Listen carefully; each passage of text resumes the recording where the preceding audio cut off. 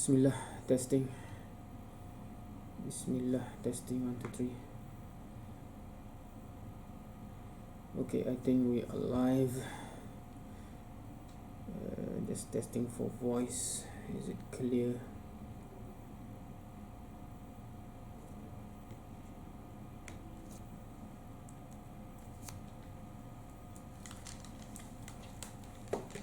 Alright, I think we're live, and I think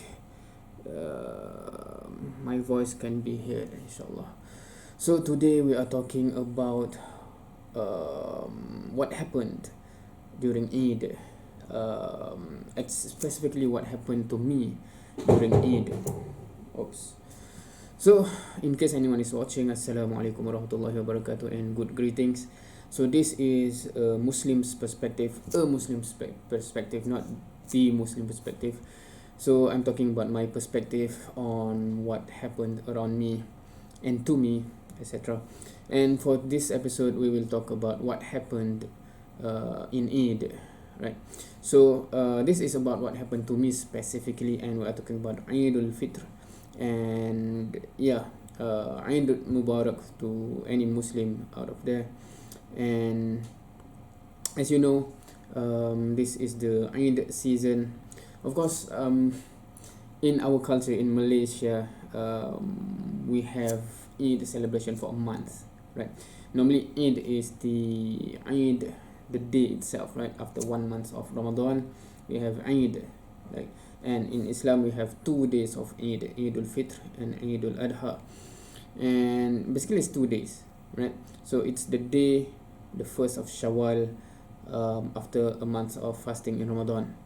But in our culture, we have actually a month of celebration, right? And the language we use also is Hari Raya Pertama, Hari Raya Kedua, right? Meaning that I'm not sure how to translate it exactly, but it's like Eid day 1, Eid day 2, second day, third day of Eid, fourth day of Eid, until 1 month, right? And we have still when we come back after our holiday, our Eid holiday, to meet our colleague, etc., we'll still greet like Selamat Hari Raya, like Eid Mubarak, something like that. And even the language itself has the first day, second day, third day, right? When I think it's originally in Eid, it's just that day itself, right? But anyways, this is to relay what actually happened to me during Eid, and the several first day of Shawwal, basically, and what I have learned from it. Okay, so Alhamdulillah, this is already what this is. Eid is already more than 1 week ago, right? And during the festive season is basically the season where you are guaranteed to face traffic jam, basically, right? And because everyone will go back to their hometown, go to the parents, meet the siblings, extended families, etc., etc., etc., right? So all the traffic will go to north, south, wherever the hometown is. And Alhamdulillah, I spent my Eid in Perlis and also in Kelantan, right? So what happened was, at the first Shawwal, right? I think we because we, after 1 month of fasting, normally some of us actually eat a lot after the breakfast of the last Ramadan, and then going into Eid, right? And I'm not sure what I ate, but I got a bad case of food poisoning happened, right? It started at the end of the first day of Shawwal, meaning after 1 day of Eid. At that night, it started, and it started to get really bad. So basically, I have had 3 sleepless nights due to food poisoning, right? It's basically extended to the 4th day, meaning 4 days of food poisoning. That is, I think, the longest food poisoning case for myself personally. Meaning, when we say sleepless night, meaning that when I want to go to sleep, just want to doze off, suddenly the alert comes in, right? Wake up, wake up, you have to go, we have to go, right? There's toxic waste that need to go out, need to be dumped immediately. By hook, by crook, this will go out. If you do not let it out, we will push it out, right? Meaning the chemical process in the body tells you that, and I have to just wake up and go, right? And every half an hour this happen, right? I mean, again and okay. So for 3-9 it is like that, something like that, right? And at that time I really thought that this is the worst challenge possible that have ever happened to me personally throughout my life, because after 1 day, 2 days, 3 days, and it was exhausting, it was tiring, it was, your life becomes go and back and forth to the bathroom, to the toilet, right? uh, so I felt bad, etc., right? And I felt to myself, I think to myself, oh my god, this is the worst challenge I have ever faced in my life yet, right? That was the feeling that I have, until after that I thought to myself, wow, I'm really in a privileged situation, right? Of course, this is a bad case of food poisoning. I have to go back and forth to the bathroom in the house with a roof over my head, in air conditioning room, with my family supporting me, helping me, etc., right? When in this world there are a lot of people that do not have any of those, and they are not facing such challenge in 2, 3, 4 days, not weeks, not months, sometimes years, right? In many places in the world, we are seeing in Syria, in Gaza, Palestine, etc., right? So I thought to myself, when I thought, oh, it feels like dying, I'm so, we feel so bad. And then I suddenly realized that this is nothing, this is pale comparison to what others are facing in the world. So I'm really complaining from a very privileged place, I would say, right? And I'm not sure how many of you can relate to this, but yeah, sometimes we do feel like we are facing the gigantic, most problematic issues in the world, when it is really pale in comparison to what others are facing, right? So I think that's a fact that we should be grateful. We should say Alhamdulillah for our situation, right? That's number one. And the feeling of grateful and realization that we are not really tested that much compared to others should really make us, one is thankful, glad, and grateful to the Creator for giving us all these privileges. And second, we should think of how to help others, right? So that's one thing that comes to mind during that episode. Now secondly, one thing that is obvious is that during Eid, when we go back home, we have plans, right? The plan is not to stay at home all day long, just go to the bathroom like that, right? The plan is to visit relative.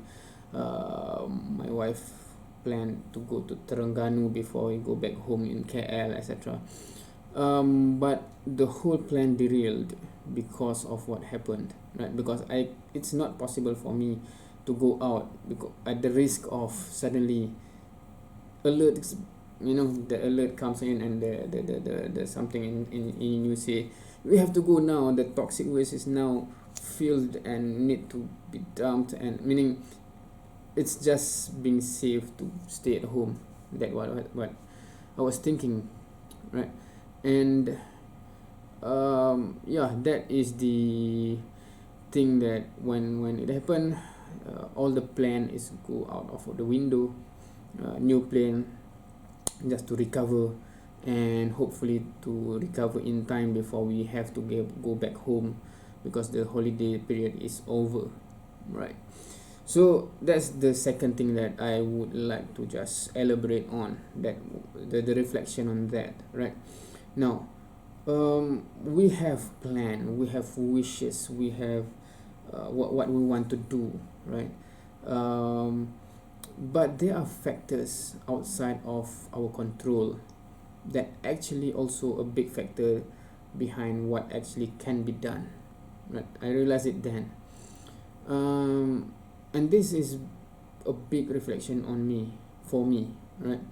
um, because I think back, I think the lifestyle that I have currently in the past, right, would not be possible had it been that outside factor like that dictates that I cannot do what I want to do, right? Regardless of if you know my schedule, right, at night, what I do most of the night, at weekends, what I do most of my weekends, all of those things, it would not have been possible if some big factor outside of myself dictates that no, this is not possible, right? Alhamdulillah, I have a supporting family that enable me to do what I want to do. I have an incredible wife, supportive and also super independent. I have kids that alhamdulillah, everything is normal, everything is okay, right? What I'm saying is that some other people, even if they want to do what I want to do, if they have the same passion, if they have the same desire, if they have the same wish, they have the same plan, but some of them have been given challenges that I'm not given, right? For example, some have to take care of parents that have medical condition that they really have to put in the time to help. Some people have children which Allah have given as a test, more tests than others, right? Be it health condition, etc. Some people have wife that have career that really limits how much they can take care of the kids, for example, and the husband have to chip in more, etc., etc., right? It made me realize all of these things during that episode when the plan, whatever the plan we have for Eid, for that 4 days, suddenly we cannot execute. Alhamdulillah, many of the things that I have done in my life so far, we are able to execute because Allah, the Creator Almighty, permits it, basically, right? By not giving constraint or challenges or tests that makes the priority different, right? So I think that is one big reflection that I have throughout the episode of the painful food poisoning. But I think it gave me a very big reminder that do not be fooled by, for example, the track record, right? I have done this, and some other people did not do that or did not spend as much time doing that, etc., right? Do not be fooled that thinking that this is all you, all me, right? All this is my all effort, and what is up with the other brothers and sisters, why are they futur so much, etc., right? Sometimes shaitan give you this thought to think that you are doing so great and others have done so bad, just because of what can visibly be seen in terms of the action, right? In terms of the physical action, physical contribution, etc., right? While some actually are given challenges in a way that the possibility for them to do becomes different, right? And we have to take into consideration and that also, right? So that's number 2, right? One is do not be fooled by our own self, myself especially, right?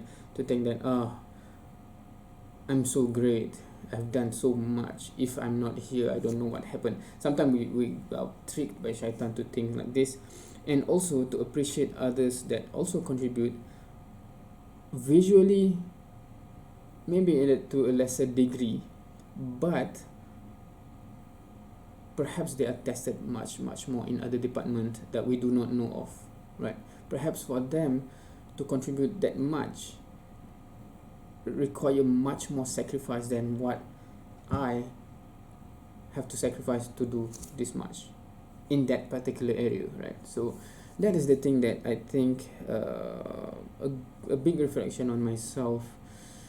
Even though the Eid period, the plan is derailed, hopefully the lesson that I've learned is meaningful, is beneficial, and I am sharing this. Hopefully it can also be meaningful and beneficial to others, to reflect on this. Perhaps it is a good reflection to some of you, or any of you, if anyone is actually watching this one. So yeah, that is what happened during Eid. And the reflection that I have towards the end of that 4 days ordeal, right? Throughout the beginning, it's mostly like, why is this happening? For example, I haven't rationalized it yet, but alhamdulillah, towards the end, many thoughts, because I'm not going anywhere. I'm just sitting there waiting for the next call to the bus room, right? So a lot of thinking happened, and inshallah, hopefully, a lot of those thoughts will guide me towards being better in the future, inshallah. And that is what is important, right? So yeah, this has been a Muslim's perspective, what happened during Eid, a reflection on what happened, and lesson learned, basically. Just before I end, actually, the first one that I recorded, or that I stream live, right? No one is watching that, I think. But when I watch after the recording, I noticed that there are something that I think the face recognition of the camera, right, is being captured, and if you see the video, there's something like that. I didn't realize that the software actually captured the screen and straight away broadcast it that way, right? Because when I save it in the video, it doesn't show in the video, right? Even though on the screen of the recorder, while doing it sends your face, right? So I'm learning some of these technical things. Some rectification is still being done, I think. And also I think I will be uploading this one both. Of course, the live stream is uploaded straight away by YouTube, but this one, the video, I also record this video just to see what different it is, and I will upload both and just to see. Right, that's the technical stuff. Hopefully, yeah, as I mentioned in the last video, this is a starting point of a journey. My intention is to just share meaningful things, hopefully that is meaningful to me, and hopefully some others will find it meaningful also. But also, I think throughout this process, the bigger thing is the training for myself to speak not fluently, but more clearly. I think I have to improve a lot in terms of delivery, etc. So hopefully by process, that will be among the side effect of the process, a good side effect, inshallah. Anyway, this has been a Muslim perspective. Hopefully, if you have watched until this point, you have learned something, you have gained something, and the most important thing is to act upon it, improve ourselves, etc., right? And that is what I hope for. I speak in the last video also, why I'm doing this kind of things is in the hope that if someone, even one person on this planet, actually benefit from it, it is worthwhile. Wallahu alam, Allah knows best. Thank you for watching, if anyone is watching, and have a good week, have a good day, and see you next time. So I think we will end this one. I'm not sure, I'm still learning how much lag this is. So we will stop.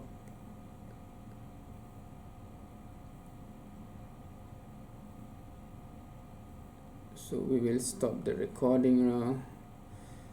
Wallahu a'lam. Assalamu alaikum warahmatullahi wabarakatuh. Have a great day.